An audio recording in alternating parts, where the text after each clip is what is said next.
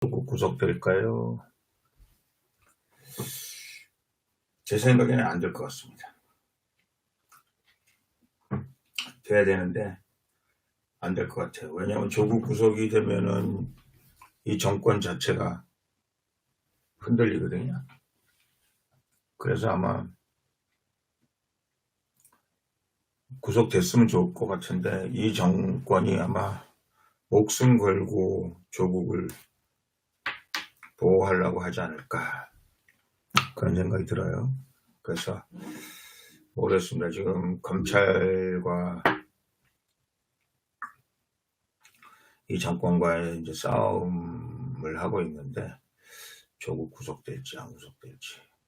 구속됐으면 좋겠습니다. 조국 구속. 근데 결국은 안 될 것 같습니다. 제가 지금 여의도입니다. 근데 이제 의정부에서 여의도로 온 거거든요. 근데 오늘 의정부에서 호남향후에 있었고요. 의정부 호남향후에 박용대 회장님 감사합니다. 갔더니 아주 따뜻하게 맞이해 주셨어요. 그리고 또 진주의 향후에도 갔었습니다. 많지는 않으시다고 그러더라고요. 거기도 갔었고, 또 경민대학교 봉사회 모임도 갔었고, 뭐 짧은 시간에 그래도 뭐 여러 개 다녀왔네요. 이것저것 하다 보니까 9시 반에 맞춰서 오기가 쉽지 않았습니다. 그런데 천둥산님, 겨울이 온다님, 미성동님, 비긴즈님. 그런데 의정부는 이제 저희가 말하기를 이제 대한민국 팔도에서 다 모였다. 그래서 옛날에는 이제 이북분들이 많으셨어요. 이북에서 이제 피난민들이 이제 의정부에 와서 거기 미군 부대도 있고 그러니까 거기 많이 사셨거든요. 아마 그나마 이제 좀 살기가 괜찮았던 것 같아요. 의정부가. 왜냐하면 이제 미군 부대가 많았기 때문에 그 군속들이 많이 있었어요. 그래서 이북에서 넘어온 분들이 많았는데 이제 어느 때인가부터 호남 분들이 많아졌어요. 그래서 지금 저희가 알기로는 이제 호남 분들이 제일 많고 충청도 분들, 그 다음에 경상도 분들, 뭐 이제 나머지 뭐 이제 이렇게 이북 분들, 강원도 분들, 그 다음에 이른바 토백이들, 뭐 이제 이런 분들이 있는 걸로 알고 있습니다. 그래서 이제 저희가 대한민국의 축소판이 의정부다 이제 그런 얘기를 하죠. 그래서 그렇게 얘기를 하는데 역대 의정부 선거를 보면 아무래도 진보 저희는 이제 좌익 좌빨 뭐 그런데 의정부는 문희상 의장이 공산주의자까지는 아닌 것 같아요. 제가 보기에. 근데 하여간 진보죠. 김대중 대통령 지지했고 노무현 대통령 때는 비서실장했고 뭐 그랬죠. 그래서 진보 진영의 임에는 틀림이 없어요. 그래서 호남 향후회를 비롯해서 많은 분들이 우리 문희상 의장을 도와줬죠. 그래서 6번이나 당선되고 제가 말씀드렸습니다만 2번 졌는데 한 번은 저희 아버님한테 한 번은 저한테 이분 8선이면 될 뻔했는데 2번 지는 바람에 6선밖에 안 됐어요. 저도 문희상 의원한테 2번 지는 바람에 결국 4선 의원 됐는데 참 그렇네요.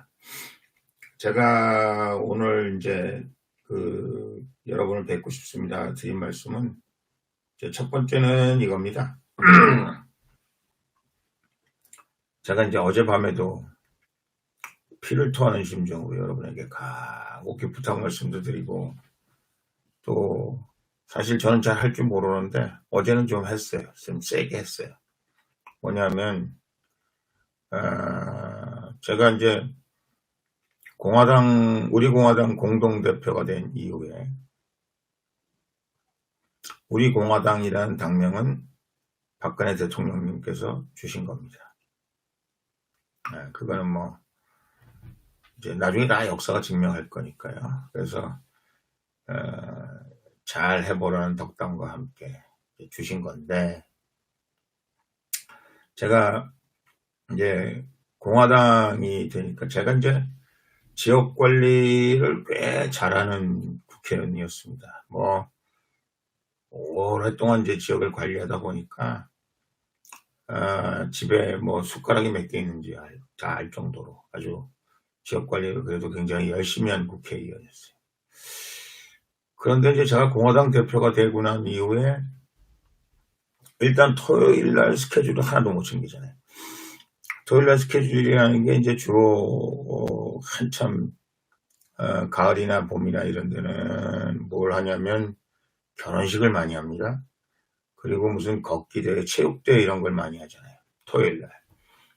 근데 토요일 날 하루 종일 이 태극기 광장, 서울역 여기서 왔다 갔다 하다 보니까, 그리고 서청대, 그 뭐 검찰청, 대검찰청, 대법원 이런 데 왔다 갔다 하다 보니까 결국은 지역을 잘 못 챙기게 되더라고요. 근데 이제 지역이라는 것도 이제 제가 그 조그만 거 하나하나까지 제가 다 챙겼는데, 그거 조그만 거 하나둘 못 챙기게 되니까 결국은 그게 다 사실은 조그만 단체나 조그만 모임들이 이렇게 서로 연동되어 있는 거거든요. 그러니까 결국은 지역하고 좀 멀어지는 것 같은 그런 느낌이 들어요. 대신에 제가 그 인지도는 굉장히 높아졌죠. 제가 미국 가서도 그런 걸 많이 느꼈어요. 한국 분들은 제 옆을 그냥 안 지나가요. 뭐 여자분들은 어머머머 막 이렇게 공문정이다 막 이러고, 텔레비에서 많이 본 사람이다 이제 이렇게 하고 지나가기 때문에, 제가 전국적인 인지도, 미국 땅까지, 일본 땅까지 제 인지도가 많이 올라갔다, 이제 그런 걸 느끼고요. 또 하나는, 이제 뭐 편가르기 하려고 그런 건 아니고요. 그리고 또 하나는 이제 저를 아주 좋아하는 사람들이 생겼어요. 이제 옛날에 그냥 홍문정아 뭐 괜찮다, 정치인 열심히 한다, 이제 그렇게 좋아하던 사람들 중에서 막 요즘은 정말 제가 저런 분들한테 뭐 해드린 것도 없는데 왜 저렇게 저를 관심을 가질까, 저를 왜 이렇게 성원해 주실까, 제가 좀 죄송스럽고 감사한 건 다 뭐 말할 것도 없습니다만, 그런 사람들이 있거든요. 정말 그런 사람들 만나면 죄송한데 너무 고맙고요. 하여간 제가 해드린 거 없는데 저를 그렇게 좋아하시는 분들이 많이 생기셨더라고요. 그건 또 굉장히 감사한 일이고요. 또 하나는 저를 굉장히 감싸주고 제가 한 것도 없는데 저를 좋아해 주시는 분도 많은데, 또 한편으로는 저를 엄청나게 또 미워하는 사람들이 많이 생겼더라고요. 그래가지고 옛날에는 그냥 적당히 미워했는데 요즘은 아주 까놓고 정말로 확실히 분명하게 저를 미워하는 사람들이 생겨서, 그런 하여간 어쨌든 저 정치인 홍문종으로는 이제 공화당 대표가 된 이후에 여러 가지 그런 변화들이 있습니다 하는 말씀을 드립니다. 근데 제가 어저께 밤에는 그런 말씀 드렸잖아요. 저 홍문종인데요, 제가 그동안 뭐 아쉬운 소리 별로 안 했습니다. 그리고 저 뭐 이렇게 도와달라, 표 달라는 얘기는 많이 했지만 제가 재정적으로 뭐 후원해달라, 뭐 어쩌다 이런 말씀을 제가 드리지 않았어요. 근데 어제는 제가 아예 까놓고 말씀드렸습니다. 제가 생각해 보니까 미국 유학 갈 때 생각이 납니다. 제가 이제 미국에서 제가 장학금 받고 학교를 다녔죠. 근데 이제 미국에는 뭐 이제 박사과정에 들어가면 모든 학생들이 거의 장학금을 받습니다. 뭐 이런저런 형태의 장학금을 받는데 하여간 뭐 정확하게 무슨 장학금인지 몰랐는데 장학금을 받았어요. 그런데 워낙 보스턴이나 스탠퍼드 팔로알토라고 그러죠.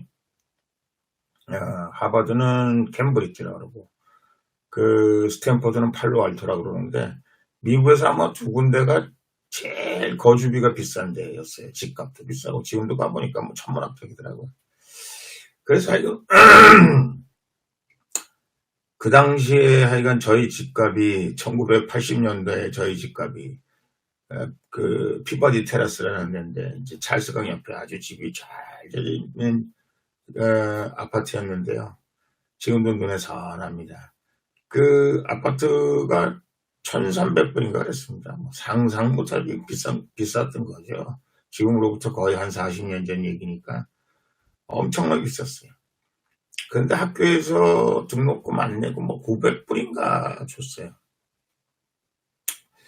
그런데 그럼 돈이 부족하잖아요. 그러면 뭐 먹고 살아야죠. 또 하버드에 온 학생들이 대개 다 뭐 장학금도 받고 오고 또 가정적으로 그렇게 어려운 사람들도 있었습니다. 우리 모르겠어요.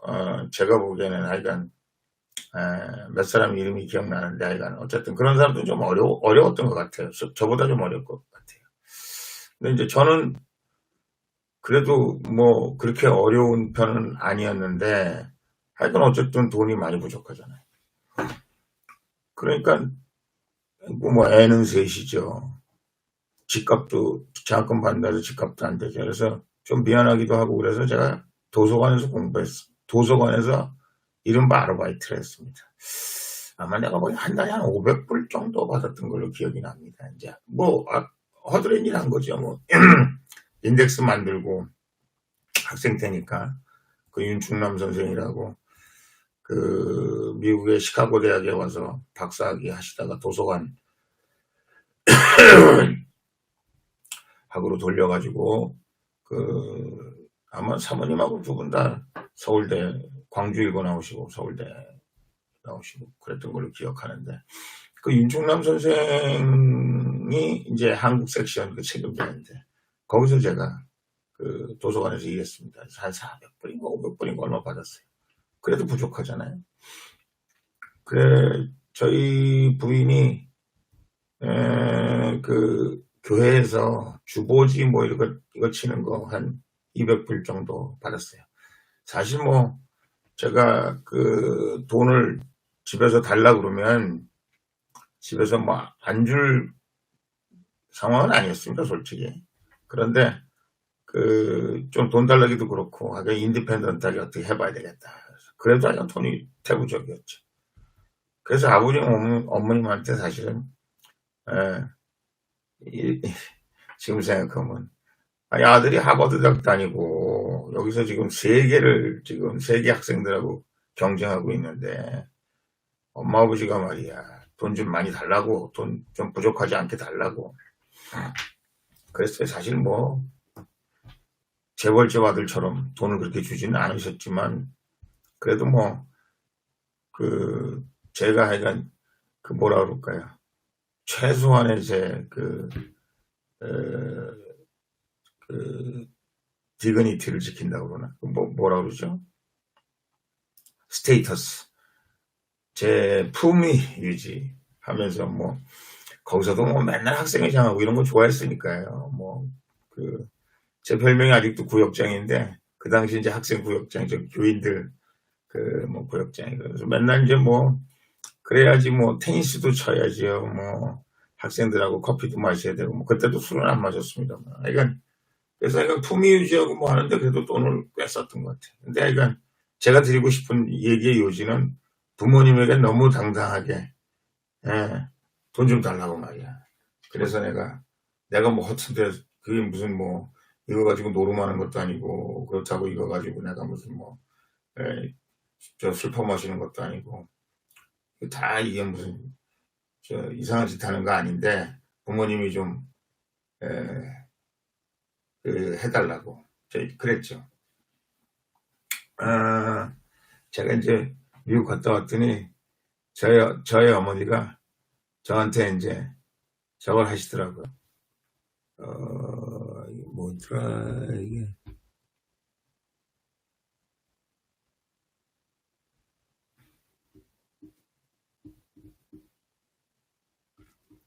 이게 뭐가 잘못된 것 같아요.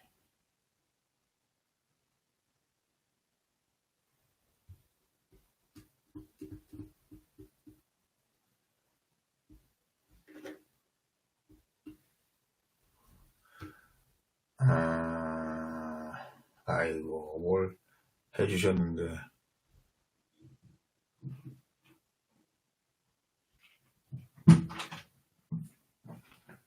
이게 뭐가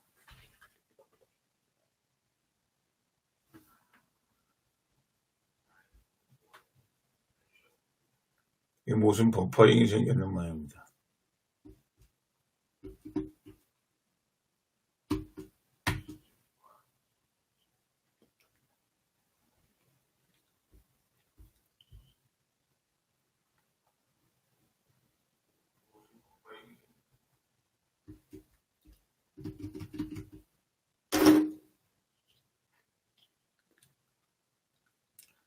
아이고 3번이나 후원해주신 수원동님도 계시고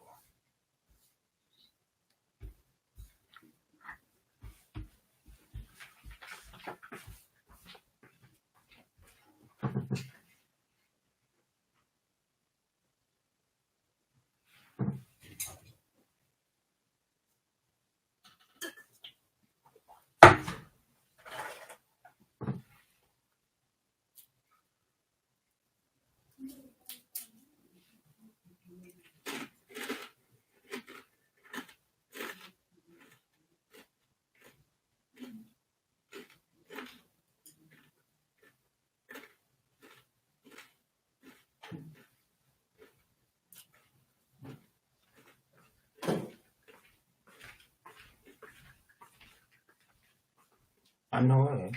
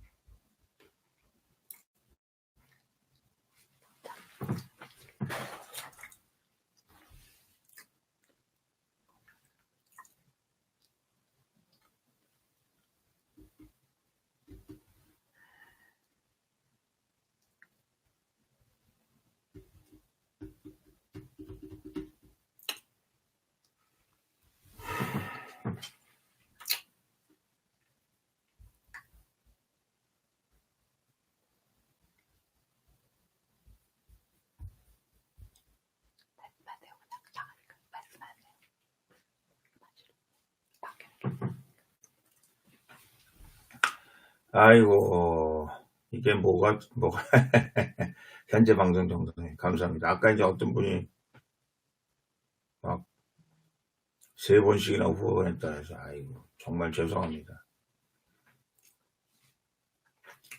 감사합니다. 라이더 우파 청년. 그래서 이제 제가 그 정광훈 목사님 얘기도 하고 하면서 도와달라고 좀 뻔뻔스럽게 얘기를 했습니다. 그래서 책도 베스트셀러 좀 만들어주시고 뭐 글을 제가 최고로 잘 썼다 이렇게 얘기할 수는 없습니다. 그러나 그래도 진솔하게 제가 정성 들여서 썼는데 좀 관심 가져주시면 좋겠다라는 말씀도 드렸고 아직도 후원금 비었으니까 더 주세요 막 이제 이러기도 했습니다. 그러니까 어저께 어떻게 저렇게 뻔뻔해질 수가 있나 하는데 어제 보면은 열심히 해야 되겠다 이런 생각을 하다 보니까 더욱더 하여간 열심히 할 수 있도록 힘을 좀 보태주십시오 하는 그런 부탁의 말씀을 드렸던 것 같습니다. 죄송하고요. 그러나 하여간 어쨌든 지금 이 보수우파 혁명군 우리 정말 마지막 전쟁은 뭐 아마게돈이라고 그러나요? 일본어로 말하면 도요토미 히데요시하고 도쿠가와 이에야스의 마지막 전투 1600년인가요? 세키하라인가? 뭐 거기서 도요토미와 도쿠가와 이에야스가 벌인 마지막 전쟁인데 하여간 어쨌든 그래서 하여간 어쨌든 그런 것처럼 지금 마지막 전쟁을 하고 있는데 마지막 전쟁의 결국은 긴 얘기를 짧게 하면 좌우에서 곤종과요 온종과요 뭐 하는 파가 지켜보고 있었죠. 이게 이제 어느 편을 들어야 되나. 근데 도쿠가와 이에야스가 사실은 수적으로 좀 열세인 것처럼 보였거든요. 그런데 도쿠가와 이에야스 편을 들음으로 해서 전쟁이 도쿠가와 시대로 도쿠가와 도요토미 히데요시가 지고 도쿠가와가 일본을 지배하게 됐던 거 아시죠? 그래서 하여간 마지막 싸움에는 여러분들이 싸움을 이길 수 있도록 좀 도와주십시오 하는 그런 부탁을 말씀드렸습니다. 그리고 제가 여러분들한테 맹세도 했어요.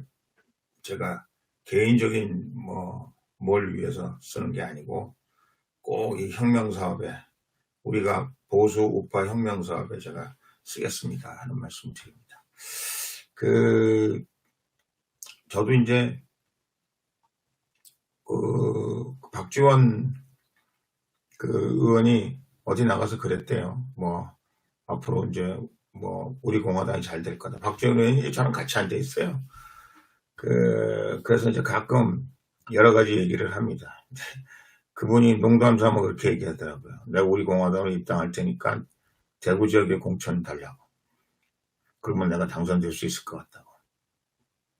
그래서 제가 그러면 나하고 지역구를 바꾸자고. 내가 그러면 거기 가서 목포에 가서 당선될 수 있도록 어떻게 하면 되냐고 이제 이렇게 농담하고 한 적이 있습니다. 어떻게 생각하면 이번에 우리 보수우파가 저는 보수우파 제가 말씀드렸잖아요. 보수우파라고 할 수 없는 사람들이 지금 불순물들이 보수우파라고 주장하면서 들어와 있잖아요. 새 보수당이 사실은 새 보수당이라고 하는 사람들이 정말 미안한 얘기입니다만은 그 사람들은 보수가 아니거든요. 제가 보기엔 그렇습니다. 근데 그 사람들이 보수라고 들어와 있지 않습니까? 어찌되었든 그러나 이제 그 사람들은 우리랑 같은 게 있다면 문재인 정권 끌어내리자. 이게 이제 똑같은 거잖아요. 문재인 정권 끌어내렸을 때 우리 보수 우파가 일단 여의도에서 다수를 점하게 되면 그때부터 보수 우파가 대한민국을 다시 되돌리는 그런 가능성과 희망의 씨앗이 되는 것 같습니다. 그래서 제가 우리 박지원 의원이 가끔가다 저를 이용해 먹기도 하고 선배님인데 그렇고 제가 또 박지원 의원님을 또 사용하기도 하고 그렇습니다. 그리고 박지원 의원이 누군지 다 잘 아니까요. 그래서 이제 새 보수당 아니면서 자꾸 보수당이라는지 모르겠어요. 그리고 한국당은 좀 죄송합니다만은 정체성으로 보면 얼치기잖아요. 그러니까 우리가 보수로 넘어온다. 문재인 정권을 우리가 이길 굉장히 어렵습니다만은 여러분이 도와주셔서 보수 우파라고 말하는 사람들, 자기가 보수 우파라고 말하는 사람들이 과반수가 넘어가면 그 보수 우파 중에서도 우리 공화당, 우리 태극기를 자랑하는 애국동지 여러분, 우리가 사실은 의미 있는 숫자가 돼야만 보수 우파를 좌지우지할 수 있는 겁니다. 뭐 정의당처럼 대여섯 명 돼가지고 더불어민주당이 큰 소리에 치긴 하지만 그래도 대부분 더불어민주당에 의해서 이른바 좌빨 보수, 좌빨 그 좌익, 종북, 이 사람 공산주의 세력, 이 사람들은 다 더불어민주당에 의해서 결국은, 물론 정의당이나 그 외에 조그만 정당들과 이렇게 연합을 하지만 결국은 큰 그림은 더불어민주당이 만들고 가는 거 아니겠습니까? 우리 보수 우파로 넘어올 때 보수 우파의 우리 공화당이 나름대로 전국을 운영할 수 있을 만큼의 여력이 돼야 돼, 힘이 돼야 됩니다. 그래야 되기 때문에 제가 여러분에게 보태달라, 힘을 좀 보태주십시오. 그래, 제가 이 힘을 절대 엄한 데 안 쓰고 박근혜 대통령 탄핵, 사면 복권, 지금 사실 대통령님 걱정이, 대통령이 제가 그냥 주소 듣기로는 그 지파를 쉬고 어쩌고 그래서 한 35 있었는데 이 정부가 그거를 다 동결시켰잖아요. 그래서 병원비가 지금 어떻게 되시는지 걱정이 될 정도로, 하여간 지금 여러 가지로 돈이 지금 다 막혀 있으니까요. 그래서 이제 제가 말씀드리는 겁니다. 박근혜 대통령님 지금 굉장히 여러 가지로 어렵고 힘드시다라는 말씀을 드리는데, 하여간 어쨌든 우리 공화당 태극기를 사랑하는 사람들이 힘을 얻어야, 이제 대통령이 경호는 해드린대요. 근데 이제 원래 전직 대통령의 예우는 비서들이나 이런 사람들을 다 대통령 그대로 대통령 돌아가실 때, 서거하실 때까지 다 그런 걸로 대통령을 서포트 해야 되는데 그런 기능이 하나도 없는 거죠. 탄핵당했기 때문에. 그래서 그런저런 대통령이 걱정 많으신데, 우리 공화당이 그나마 보수 우파 그리고 탄핵 무효를 외치는 사람들로서 우리가 대통령을 정말 사면 복권시키고 그런 여러 가지 여건들을 우리가 만들어 드리는 것이 우리가 해야 될 일이 아닌가, 저는 그렇게 생각하고, 그러기 위해서는 우리가 세를 많이 얻어야 됩니다 하는 말씀을 드립니다. 그래서 저 매일 그래서 제가 이제 여러분들에게 말씀드리는 거예요. 여기 지금 토요 집회는 당연히 해야지만 기자회견, 팟캐스트 겨울철만 해도 줄이는 게 어떨까요?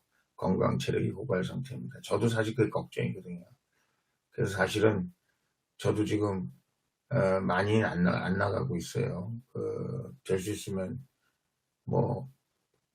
다른 할 일들을 찾아서 좀 해야 되겠다. 그래서 또 이제 지금 주말에는 지역에 계속 이런저런 일들이 있고 또 꼭 가야 될 무슨 모임들이 많이 있기 때문에 그렇다.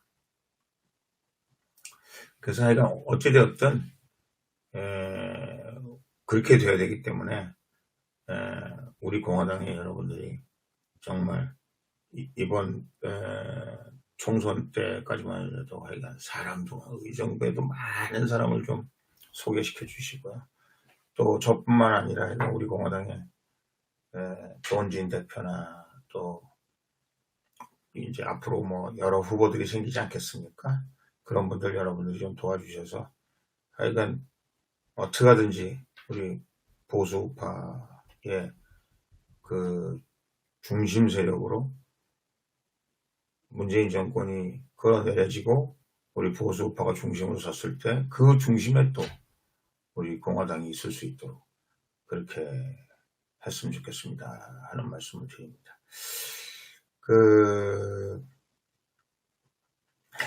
우리 비긴스님이 제 지역구가 계속 걱정인가 봐요. 지역구 관리 하셔야 된다고 그러는데, 물론입니다. 모든 제 정치의 근본이 이제 제가 의정부로부터 시작하는 거기 때문에 지역구 관리 우선입니다. 그래서 여러분 하여간 그래서 우리 지역도 좀 잘 관리할 수 있도록 한 번이라도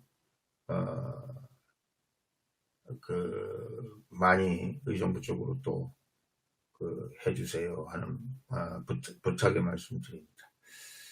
우리 서영님, 멸공님, 임명수님, 권하준님, 허경민님, 위성동님, TV 전대장님,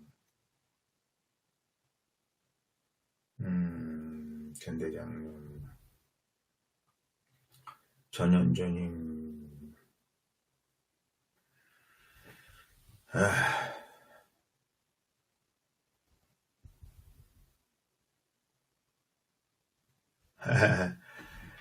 예.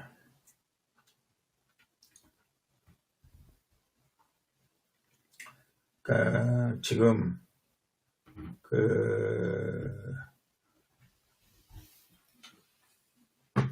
지금 이제 공수처법하고 연동형 비례 선거법하고 저희가 그렇게 목이 터져라 길거리에서 얘기했는데 결국은 우리 마음대로 안 됐잖아요. 결국 이게 다 통과되고 있는 거 아닙니까? 우리가 뭐 그야말로 못하나 공갈 투치고 읍소도 하고 막 그러지 않았어요? 근데 그게 지금 통과되고 있잖아요. 그래서 제가 그런 말씀 드렸어요. 우리가 이제 이성을 높이 가져야죠. 이성을 높이 가져야 되는 거 굉장히 중요한데, 그러나 이제 정치는 현실이거든요. 제가 맨날 말씀드렸어요. 우리가 생육신이나 사육신이나 뭐 이런 사람들처럼 이제 다 죽어가지고 200년 후에 야, 그 사람들 정말 그때 맞았다. 훌륭한 사람들이었다. 그렇게 되면 결국 그 시대를 200년 후에는 그 사람들이 훌륭한 사람들이었다. 그렇게 얘기하지만 그 시대는 결국은 우리가 옳았음에도 불구하고 우리가 원하는 세상이 안 됐던 거 아닙니까? 그렇죠? 그 당시 그 생육신이나 사육신이 살았을 때 그 사람들이 그 중심 세력으로 올라갔다면 다른 세상을 만들 수 있었지 않았겠습니까? 저는 너무 현실주의자라 그런지 모르지만 솔직히 생육신이나 사육신 같은 사람이 되고 싶지는 않아요. 저는 독일로 말하면 비스마르크처럼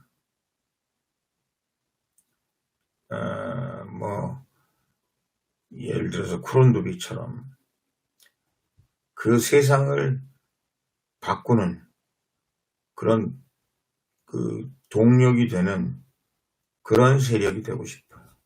그래서 그 세상을 정말 제대로 만들었다. 200년 후에 그 사람들이 옳았습니다. 그거보다는 정말 그 사람들이 세상을 제대로 만들었습니다. 그런 사람이 되는 걸 원하는 거죠. 박정희 대통령님 세상을 바꿨습니다. 우리의 가난을 물리치고 위대한 대한민국을 만들었습니다. 그런 거죠. 김구 같으신 분 나쁜 사람 아니잖아요. 독립운동하신 분 아니에요. 근데 지나치게 이상주의자였죠. 그리고 너무 이 해외 세계에 돌아가는 흐름 이런 데 대해서는 조금 잘 모르셨던 것 같습니다. 그래서 결국은 그분은 어떻게 하든지 남북 통일을 꿈꾸고 있었고, 그래서 뭐 김일성한테 그렇게 놀림을 당하시면서도 북쪽으로 어떻게 하든지 통일을 해야 되겠다 뭐 그런 생각을 했었잖아요. 지금 생각해보면 김구라는 분이 나쁜 분은 아닌데 결국 그분이 꾸셨던 꿈도 그렇고 현실적으로도 이승만 대통령을 따라갈 수가 없었던 거죠. 탁월한. 그 당시에 두 분 다 훌륭한 지도자였지만 이승만 대통령이야말로 세계 정세를 읽을 줄 알고 대한민국이 어디로 가야 대한민국의 미래가 있다라는 걸 알고 대한민국 자유민주주의와 시장경제 한미동맹, 정말 우리 이승만 대통령 훌륭하신 분입니다. 그분이 우리 건국의 아버지라는 게 오늘날 대한민국의 입장에서 만약에 이승만 대통령이 없었다면 오늘날 대한민국이 됐을까. 그래서 저희가 이승만 대통령하고 박정희 대통령 두 분을 계속 챙기는 것이 이 두 분, 대한민국의 이 주춧돌을 놓은 이승만 대통령, 그리고 거기에 그 주춧돌을 놓은 이승만 대통령의 위대한 대한민국의 건국 정신, 이것이 살아 움직이도록 하는 것이 했던 것이 박정희 대통령의 산업화다라는 걸 말씀드리는 거죠. 만약에 말이죠, 이승만 대통령이나 박정희 대통령이 없었으면 우리는 이미 공산통일 됐을 거라고 생각합니다. 여러분 잘 모르셨지만 박정희 대통령께서 5.16 혁명 하기 전까지 북한이 우리보다 훨씬 더 잘 살았다는 거 아시잖아요. 그래서 우리가 그때 산업화 성공하지 못했다면, 박정희 대통령의 산업화가 성공하지 못했다면 우리가 이미 공산화 됐죠. 그리고 이승만 대통령의 그 한미동맹, 확고한 한미동맹, 그거 없었다면 우리 이미 공산화 됐을 거라고 생각 안 하십니까? 네. 그래서 제가 여러분에게 말씀드리는 건 뭐냐면, 여러분, 좀 이런 표현이 약간 죄송하지만, 여러분들이 우리 이제 우스갯소리 비슷하게 껄껄껄 그런 얘기는 죽은 다음에 하는 얘기라는 거 아니에요. 아이, 그때 그랬으면 좋았을 거예요. 그때 그랬으면 좋았을 거예요. 그때 조금 더 뭐 했으면 좋았을 거예요. 우리 나라로 봐서는 지금 우리가 나중에 아이 그때 그렇게 할 걸 이렇게 생각하지, 그렇게 안 하도록 후회 없이 지금 내가 최선을 다했다. 저 홍문주는 그렇게 하려고 지금 생각하고 있거든요.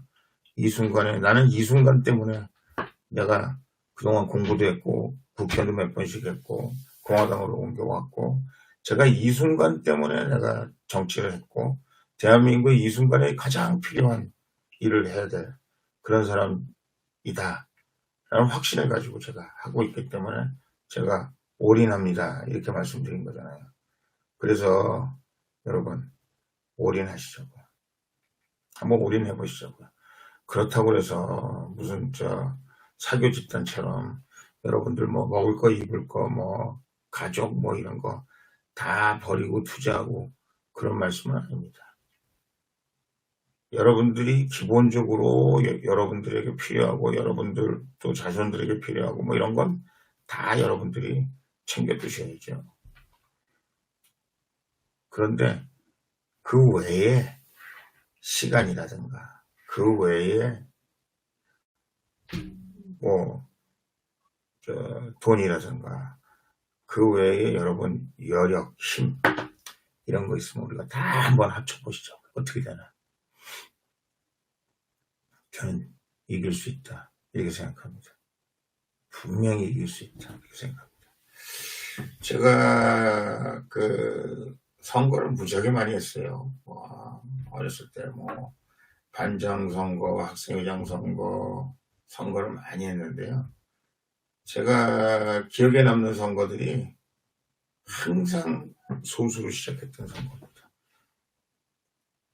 원희상 의원하고 했던 선거도 저는 1, 2%에서 시작했어요. 원희상 의원 40% 가까이 나올 때. 근데 제가 1, 2%에서 시작해서 이겼거든요. 근데 뭐가 이겼냐? 하겠다는 그 의지와 그리고 그 구성원들이 아주 정말 물샐 틈 없는 튼튼한 단결력, 이것이 가능하게 만들었던 겁니다. 정말 물불을 안 가지고 있죠.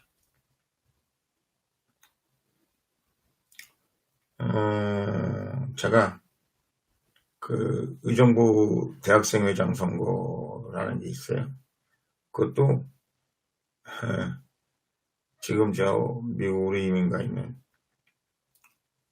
그 김철수라는 친구하고 저하고 붙었는데, 그 친구는 이미 다 됐어요. 그 친구는 이제 연세대학교 나온 친구인데 연희회라고 있어가지고 연세대학교하고 이화여대하고 이미 다 한편이 돼가지고 다 준비하고 있었고요. 그래서 이제 이미 제가 학생회장 선거에 들어가 보니까 뭐 여지가 없어요. 벌써 다 스크램 짜가지고 모든 사람이 거기 다 이긴다고 그러더라고요. 근데 이제 제가 이제 고대 출신이니까 고대 몇 명하고 이제 거기에 속해 있지 않았던 뭐 서울대 학생들하고 뭐 고대 이제 숙대 학생하고 그러니까 몇 명 이렇게 모여서 시작을 했는데 다 계란으로 바위치기라고 했죠. 그 당시 뭐 한 1,500명 됐었나요, 학생들이. 제가 이겼습니다. 그런 선거가 많아요. 제가 중학교 때 학생회장 선거도 제가 이제 의정부 시내에 데뷔한 지가 얼마 안 돼가지고 저라는 사람들이 잘 몰랐어요. 근데 일단 거기도 소수로 시작해서 제가 이겼습니다. 3차 투표까지 가서 이겼던 기억이 나요. 하여간 그랬습니다. 뭐 진 적도 있지만 이긴 적이 많아요. 근데 왜 어떻게 이겼냐? 소수였는데 그 소수가 정말 모든 걸 다 바쳐서 투자해서 했던 거죠. 그래 이겼어요. 제가 의정부 국회의원 된 이후에 사실은 의정부에 제가 압승을 했죠. 그 당시에는 제가 시장도 저희 편, 의장도 우리 편, 시의회, 도의회 다 우리 편이었죠. 근데 문희상 의원이 저를 정치에 못 나오게 10년 하고 10년 동안 정치를 막아놓고 와보니까 민주당으로 싹 바뀌었더라고요. 그 뒤에 다시 지금 보수 우파 의정부 찾아오는데도 지금 엄청나게 힘든데 다음번에 이길 수 있을 것 같다.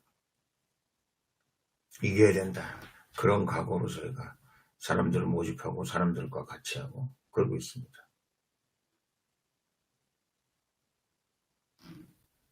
그래서 최순건님, 이 기자님,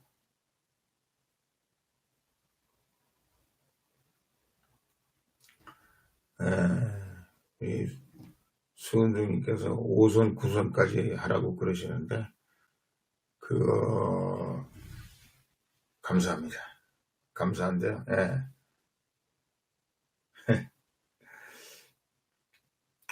후원 계좌는 입금해도 되는 것 같습니다. 댓글 읽지 말고 얘기. 알았습니다. 예. 조 대표 오늘 감기 걸리셨더라고요. 오늘 기자회견 불참하셨네. 예. 이 댓글 읽지 말라니까 읽지 않을게요. 그래서 이제 저희가 되찾아오려고 그러는데 그게 이제 제 공간이 좀 있었던 거죠.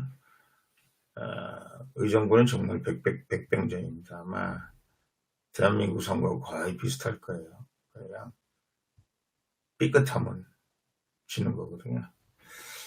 그래서 제가 이제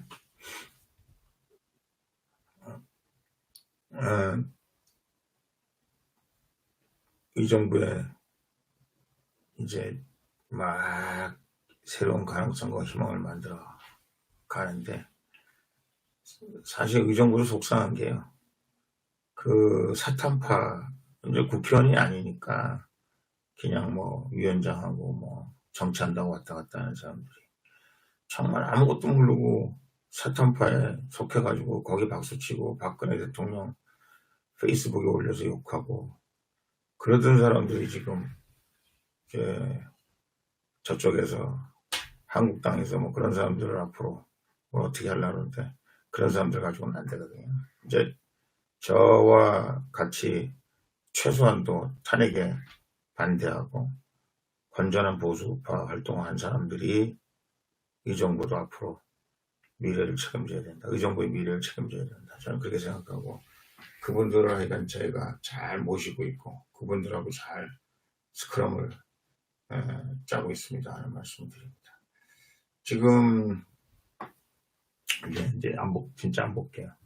그래도 또 누군 또 자꾸 보라고 그래가지고 일자지님 안 보겠습니다. 그래서 그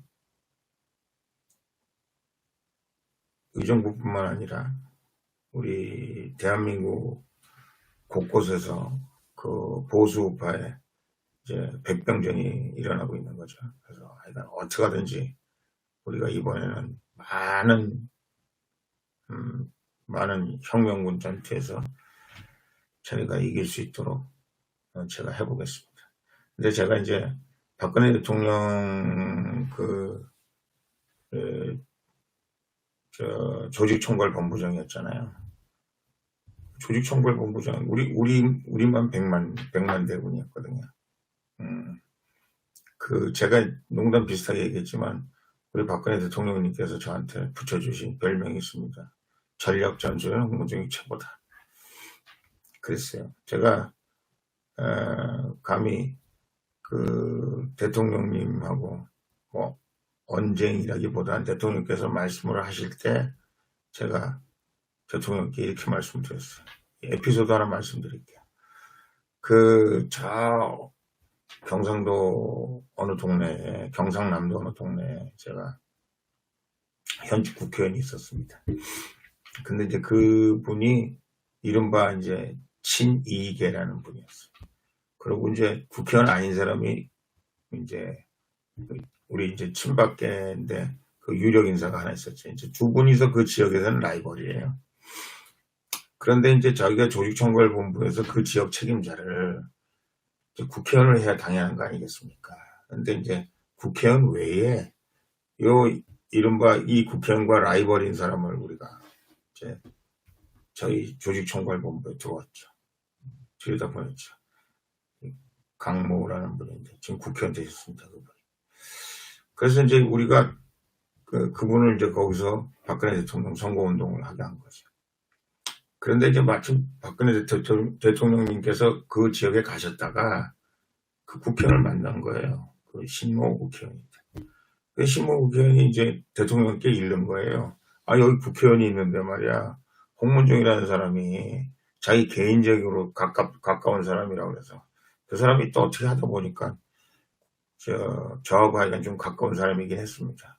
그 사람을 여기 또 책임자로 또 만들어서 지역에 혼란이 있다. 그래서 대통령께서 저한테 전화를 하셨어요. 선거운동 하시다가 아니 홍의원 여기 지금 이렇게 얘기하는데 이러면 이거 혼란이 생겨서 안 되지. 한 사람으로 이렇게 가야지. 어떡합니까? 그래서 제가 대통령께 공손하게 말씀드렸습니다만 단호하게 말씀드렸어요. 대통령님, 지금 국회의원 선거라 그러면 그 사람이 하는 얘기가 맞는지 모르겠습니다. 근데 그 지역에서는 거기에 있는 사람들이 하는 얘기가 모시기 꼴보기 싫어서 대통령 안 찍는다. 박근혜 대통령님 안 찍는다. 그런 사람이 생겨날 정도로 그 두 사람 사이에 갈등이 큽니다. 대통령 표를 많이 모으기 위해서는 그 국회의원도 뭐 대통령 선거운동 한다고 그러니까 오케이.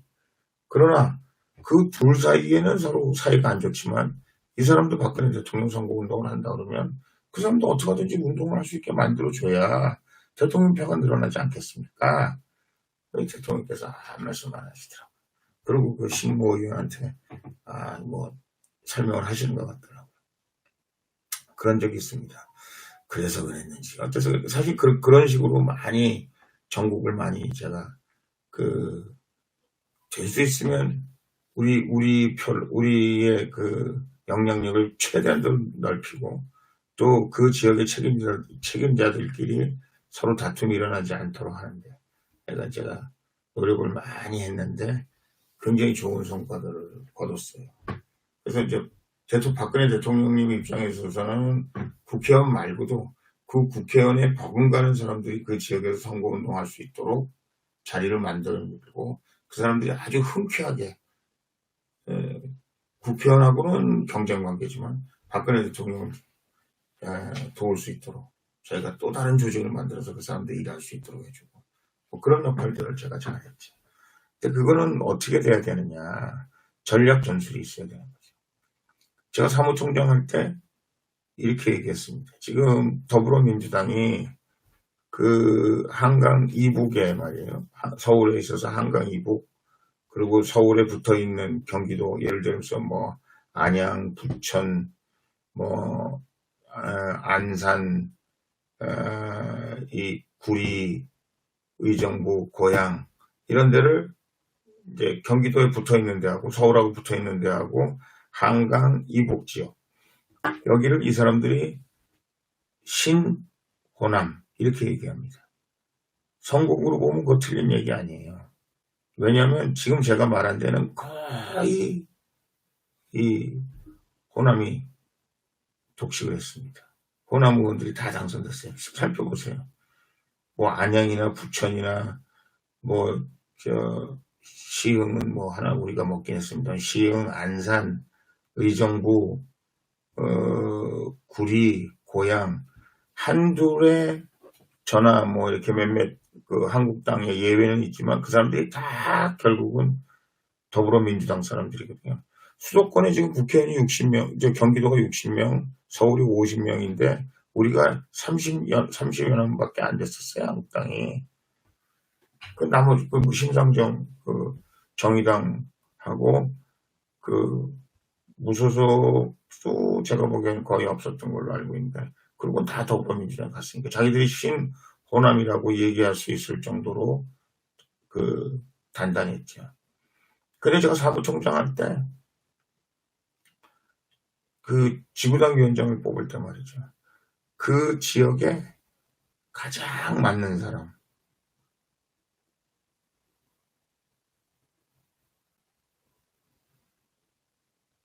그 지역에 가장 맞는 사람을 고르려면 그 지역에 대한 아주 철저한 조사가 돼 있어야 돼요. 그 지역에 호남 사람이 몇 사람이고 전라도 경상도 사람 몇 사람이고 충청도 사람 몇 사람이고 그 거기에 있는 보통 학령 인구가 어떻고 학부형들이 많으냐 젊은 사람이 많으냐 나이 든 사람이 많으냐 거기가 공장지대냐 아니면 서비스업이 많으냐 이것이 그 지역을 분석하고 그 지역의 대표자를 내보는 데 있어서 굉장히 중요한 역할을 하거든요. 그래서 제가 그걸 말하자면 연구를 좀 그러니까 전략 전술에 뛰어나다 그거는 제가 그때 전략을 잘 짠 거죠. 그 경기도 같은 경우는요.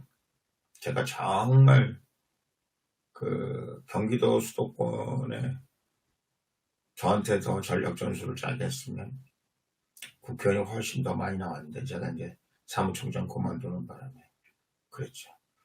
여러분 그 당시 경기, 인천, 서울 거기 다 어려웠잖아요. 근데 서울은 정몽준 의원이 갔습니다만 그 당시 사실은 정몽준 의원님보다는 김황식 총리가 후보가 됐었다면 저는 사실 그 더 경쟁력이 있다고 봤습니다. 근데 뭐 하여간 어쨌든 경선에서 정몽준 의원한테 졌는데 정몽준 의원이 서울이었고 그 다음에 경기는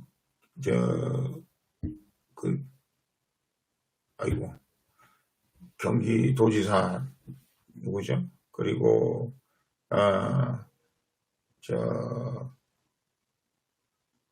인천시장 이거 결국은 우리가 그 세 개가 빅3 아닙니까? 빅3에서 남경필 의원이 경기도지사 안 한다고 난리 쳤었어요. 내가 지금 5선 의원인데 그래서 제가 온갖 감언이설로 당신밖에 이길 사람이 없다. 뭐 정치적으로는 제가 사실 제가 그렇게 썩 좋아하지는 않았죠. 근데 결국은 남경필 의원 그것도 김영선 그 다음에 그 남원정이라고 정병국 김영선, 원유철, 정병국, 남경필 이렇게 경선시켜서 이겼거든요. 넣었거든요. 그래서 이겼어요. 인천도 무지하게 어려웠습니다. 인천도 무지하게 어려웠는데 저희가 다 조사를 해보니까 유정복 의원밖에 될 사람이 없어요. 유정복 의원과 황우려 대표 정도가 이길 수 있었어요. 그 이제 이혁재 의원님이 그 당시 도지사 나간다고 그럴 때, 인천시장 나간다고 그럴 때 참 여러 가지로 저희 고통이 좀 있었죠. 그 이혁재 의원님이 아직도 저를 미워하는 이유 중에 하나가 유정복 이혁재 의원이 훨씬 먼저 시작을 했는데, 왜냐면 유정복 의원은 사실은 인천시장을 하겠다고 그런 게 아니라 서울시장을 하겠다고 그런 거죠. 그 당시 이제 유정복 그 인천시장의 꿈은 뭐 안 돼도 대통령 비서실장 할 거니까 아마 그런 생각을 하고 있었던 것 같아요. 근데 이제 그분이 재물포고등학교를 나왔거든요. 그래서 하여간 그 당시로 봐서 뭐 그분이 훌륭한 분이지만 실로 봐서는 인천시장이 낫겠다. 그래서 인천시장 한 거죠. 원희룡 지사 저하고 생각이 많이 달랐어요. 뭐 지금도 다르죠. 그 원희룡 지사는 저희가 하여간 제주도에다 그 당시 김재원 의원과 제가 거기 세 사람 다 민주당이잖아요. 국회의원이. 제주도가 세 사람 국회의원이 민주당인데 다 민주당이잖아요. 그래서 원희룡 지사를 넣지 않으면 이길 방법이 없더라고요. 그래서 그 원희룡 지사 입맛을 맞춰가면서 그러니까 원희룡 지사를 저희가 제주도에다 넣었던 겁니다. 제가 이제 전략 전술에 대해서 얘기를 하다 보니까 그래서 제가 제 잘났다고 얘기하는 겁니다. 이제 저한테 조금만 할 수 있는 그런 여유를 주고 제가 조금만 전국 지도를 좀 이렇게 들여다보면서 뭘 하면 이번 선거에 박지원 의원이 얘기한 것처럼 박지원 의원이 저한테 20명, 30명 얘기하더라고요. 그래서 우리 50명 할 거다. 제가 그렇게 얘기했는데 생각보다 훨씬 좋은 우리 성과를 거둘 수 있을 것이다. 특히 TK 지역은 제가 한국당의 각 의원들을 너무 잘 알거든요. 지금 상황이 어떻게 되어 있는지. 그래서 그 사람하고 딱 반대되면서 그 동네 사람들이 원하는 사람을 우리가 좀 골라놓긴 했는데 고르고 우리가 보수우파 이름으로 박근혜 대통령 이름으로 출전을 시키면 충분히 TK 지방에서 놀라운 성적을 거둘 수 있다는 거죠. 좀 미안하지만 TK 의원들의 가장 큰 단점은 뭐냐면 TK 의원들이 워낙 공천만 받으면 당선되니까 별로 노력을 안 했다는 거죠. 대구의 권영진 시장이 가서 권영진 시장도 서울에서 노원군가 거기서 불편했잖아요. 제가 사무총장하고 있는데 와가지고 대구에 가겠다는 거예요. 그래서 저는 사실 굉장히 어렵다고 봤어요. 근데 하여간 가보겠다는 거예요. 가보겠다는 걸 또 후배이기도 하고 그래서 가봐라. 갔는데 대구에서 막 사람들이 이상한 사람이 왔다고 말이야. 무슨 이상한 사람이냐. 아니 이렇게 선거운동 열심히 하는 사람 처음 봤다고. 제가 얘기를 들어보니까 우리 맨 처음에 가지고 권영진 시장이 서울에서 하는 거 한 반쯤 했는데 사람들이 이야 선거운동 이렇게 열심히 하는 사람 처음 봤다고. 그냥 공천이나 받아갖고 오면 되지. 뭐터로 선거운동 하라고 그러냐고. 그때는 이제 공천보다 경선이 더 어려웠죠. 5명이 서상기 의원, 조은진 의원, 권영진 의원, 하여간 이재만 씨 있었고 5명이 있었는데 하여간 그런 상황인데 이제 그분들이야 전형적인 대구니까 별로 신경 안 쓸 수 있는데 이 권영진만 가가지고 서울 선거운동 하듯이 선거운동을 했거든요. 그래서 결국은 당선된 거죠. 그러니까 제가 사람만 잘 골라놓고 지역을 조금만 연구하면 저희가 할 수 있다는 거죠. 권영진. 그렇죠. 그래요. 그때는 권영진, 남경필 좀 다, 원희룡 다 삐딱하긴 했지만, 그 당시에는 뭐 탄핵하기 전이니까, 그 양반들이 뭐, 그렇게까지 지금 저희가 생각하는 것처럼 그런 거는 아니라고 생각합니다. 맞습니다. 권영진은 저희 생각하고는 많이 다르게 지금 하고 있죠. 그래서 좀, 저희가 잘 연구를 하면, 우리가 아주, 깜짝 놀랄만한 성공을 가져올 수 있는 겁니다. 이게 우리 공화당이 제일 장점이 뭐냐면, 우리 공화당은 확실한 지지 기반입니다. 확실한 지지 기반이 있는 사람이 제일 무서운 겁니다. 징기스칸 군대가 어떻게 세계를 제패했겠어요? 확실한 지지 기반이 있는 거죠. 똘똘 뭉친 징기스칸 군대. 몽골에서 말 타고 말에서 세수하고 밥 먹고 거기서 활 쏘고 창 쓰고 할 수 있는 그런 아주 단단한 기마병 있었던 거죠. 징기스칸 군대가 그래서 이길 수 있었던 겁니다. 우리는 그래서 이깁니다.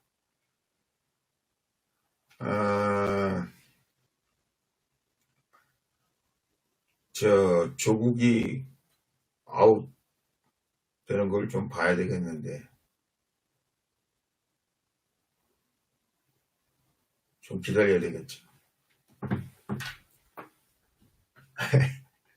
권영진. 아이고.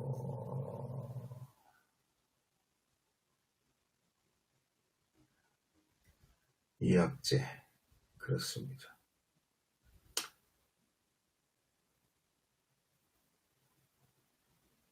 윤창중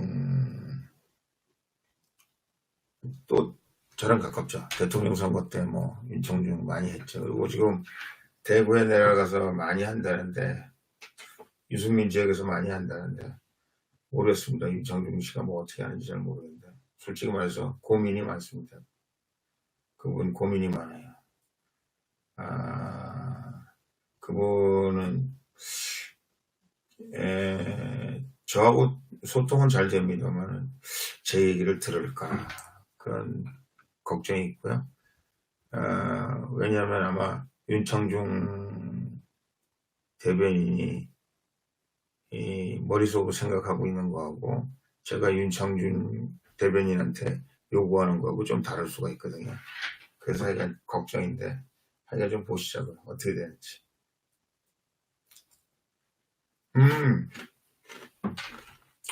한국당은 아마 비례한국당 못할 겁니다.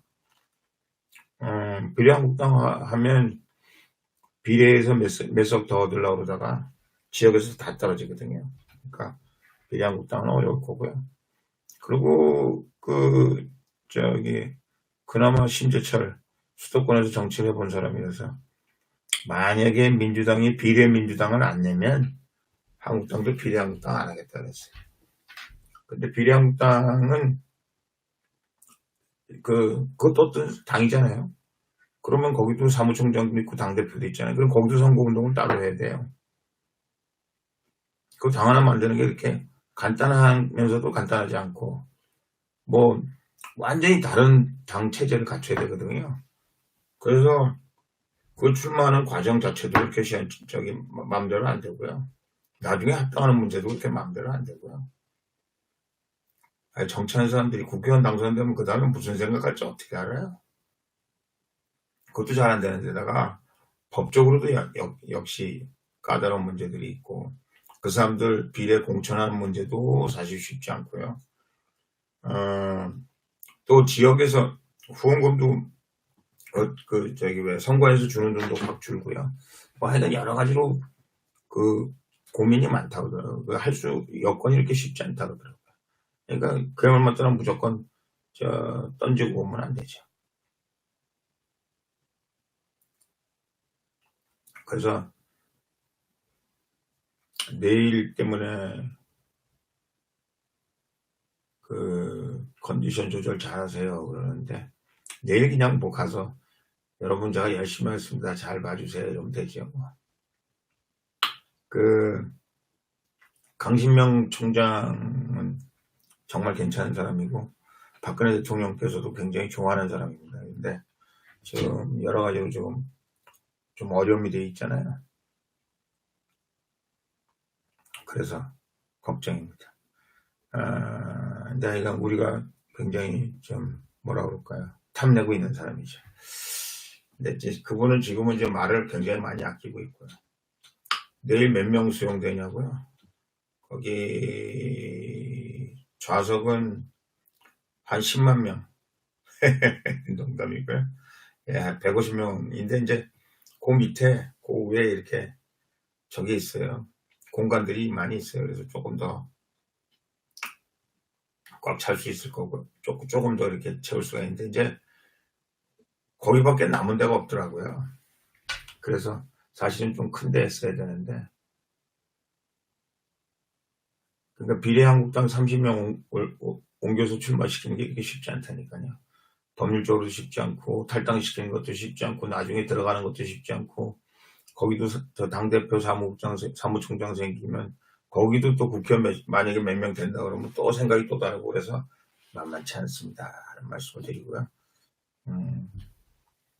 남편하고 같이 오신다고. 아이고 감사합니다.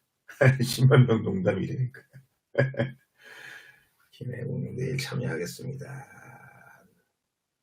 가고 싶다. 너무 적네요. 그러니까 강 총장이 재판 중이라. 주견화장 TV. 내일 출판 기념회 할 때 우리 유튜브 선생님들은 무조건 저에게 질문 하나씩 하셔야 됩니다. 그래서 내일 유튜브 선생님들과 코업을 좀 할 거거든요. 그래서 그렇고요. 벅지벅지에 많이 참석해 주시기 바랍니다. 말씀드립니다. 예, 좀 좁을 것 같아요. 근데 이제 내일은 의정부 우리 지역구 분들은 한 번도 안 오십니다. 제가 내일은 우리 지역에서 할 때 그때 좀 오시라고 그러고 한 번도 오시지 말라고 그랬거든요. 그래서 지역 분들은 안 오시고요. 내일은 이제 저 지역 아닌 우리 공화당 태극기 세력 뭐 이런 분들 좀 모시라고 그랬는데요. 세동아님, 창원 뭐 감사합니다. 아이고 뭘 오셔요. 감사합니다. 당에서 전체 초대장, 아이고 뭐 이제 당에서 그만큼 얘기했기 때문에. 네. 정혜은님 머리가 깨져도 갑니다. 감사합니다. 해사랑님, 최경수님, 강혜진님, 이명수님, TV 전대장님, 아이고 이명수님 내일도 가고 의정부도 가고, 아이고 너무 고맙습니다. 이정자님 의정부에서 할 때 갑니다. 저 감사합니다. 김혜국님 네 이제 자겠습니다. 이제 그만 그치겠습니다. 한 분 최경숙 의정부도 갑니다. 감사합니다. 여루 KTV님 응원합니다. 누구 한 분 질문하시면 의정부 킹조님, 수운동 의정부로 가겠습니다. 이상의 유정대 방해에서 우리 공화당 연설을 못한다고 계속. 예.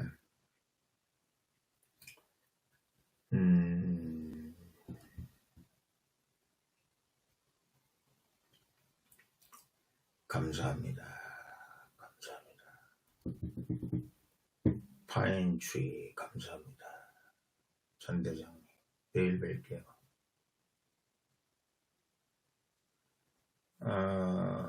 저를 도와주시는 건 감사한데요.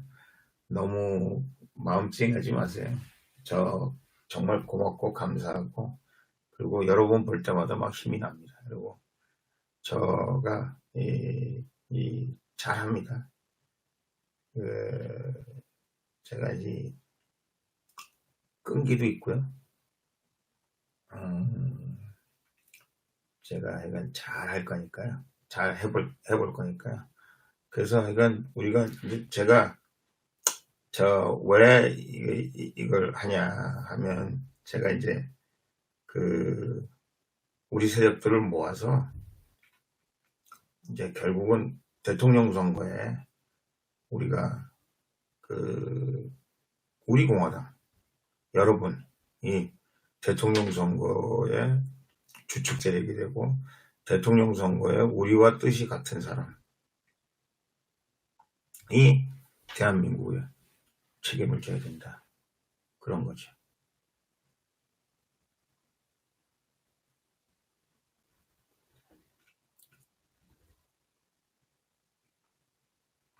예, 그래서 제가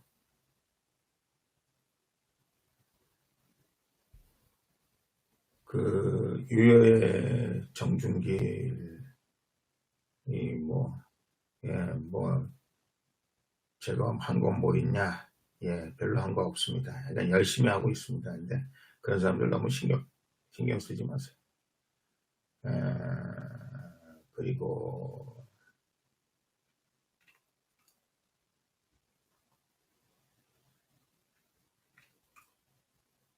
예, 알았습니다. 근데 제가요, 홍문종의 장점은 뭐냐면, 제가 자동차, 이제 의정부에서 여기 오는데 1시간 걸리거든요. 근데 차에서 잘 잡니다. 그래서 제가 이제 보통 새벽에 자면 한 4시간, 5시간 자잖아요. 그리고 또 일어나서 차 안에서도 좀 자고, 그래서 결국은 한 6시간 정도는 합니다. 이보배님 정말 감사합니다.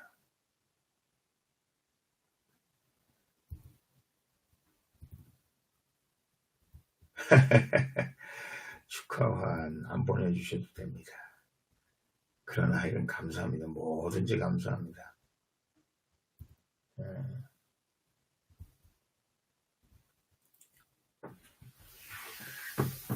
자, 이제 우리 여기 뵐 수 있는 사람들은 내일 뵙기로 하고요.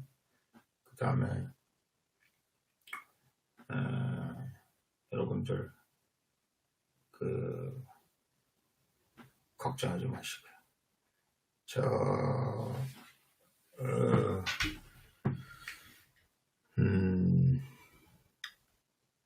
하여간 오늘 간절히 기도하고 자겠습니다. 그래서 굉장히 부족합니다. 그리고 제가 잘하는 것처럼 금방 떨긴 했는데 잘 모릅니다. 그러나 하늘에 계시다면 제 마음은 아시지 않습니까?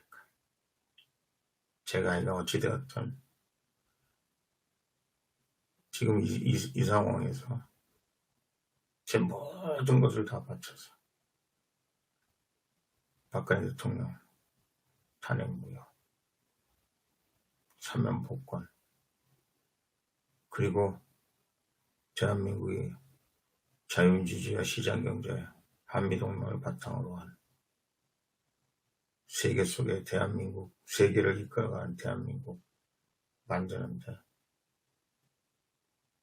저를 여태까지 키워주셨으니까 국회를 4번씩이나 막 해주고, 남들 가기도 어렵다는 하버드 대학에도 가게 해주시고, 좋은 부모님에서 맞이해서 박사기도 하고 대학 총장도 하고, 또 나쁘지 않은 머리를 주셔서 얘기도 잘할 수 있는 저를 만들어 주셨는데, 제가 이 순간까지 제가 살아있고, 제가 그 어려운 속에서도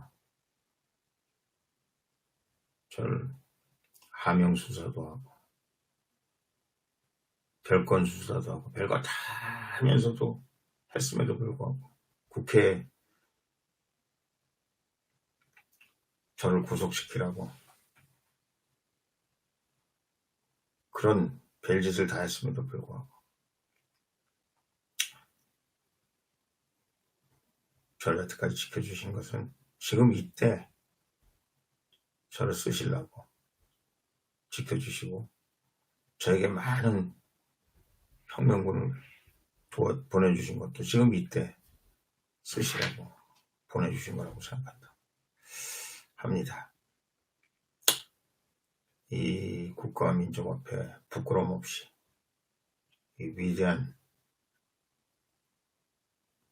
대한민국 역사 바로잡고 세계 속의 대한민국으로 전진할 수 있도록 보탬이 될 수 있도록 최선을 다하겠습니다. 하는 말씀 드립니다. 제 오늘 갈래니까 아쉬워서요. 봐주신 그리고 글 보내주신 여러분들 감사하고요.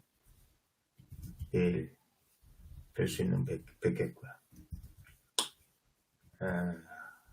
또 오늘도 그랬듯이 내일도 승리하는 내일이 되시기 바랍니다.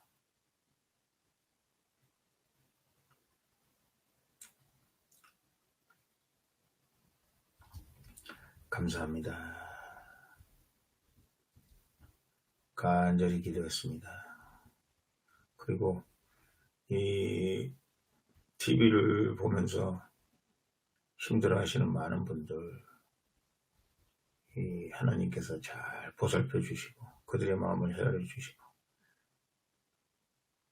무슨 어려움이 어떻게 있는지 더 잘 아시고 그들의 어려움을 잘 하나님께서 이길 수 있도록 힘도 주시고 지혜도 주시고 그래서 이 시대에 그들이 하나님께 받은 은혜로 충실해진 자기 삶과 건강을 가지고 국가 민족을 위해서 최선을 다할 수 있도록 해주시고 특히 연말연시에 잘 마무리하고 내년은 더욱더 하늘에 충성하고 백성에 충성하고 대한민국 역사에 충성하는 사람들 될 수 있게 하나님이 다 보살펴 주실 것을 기도해 주십시오. 보살펴 주십시오. 예. 감사합니다. 또 뵙겠습니다. 내일 뵙겠습니다. 고맙습니다.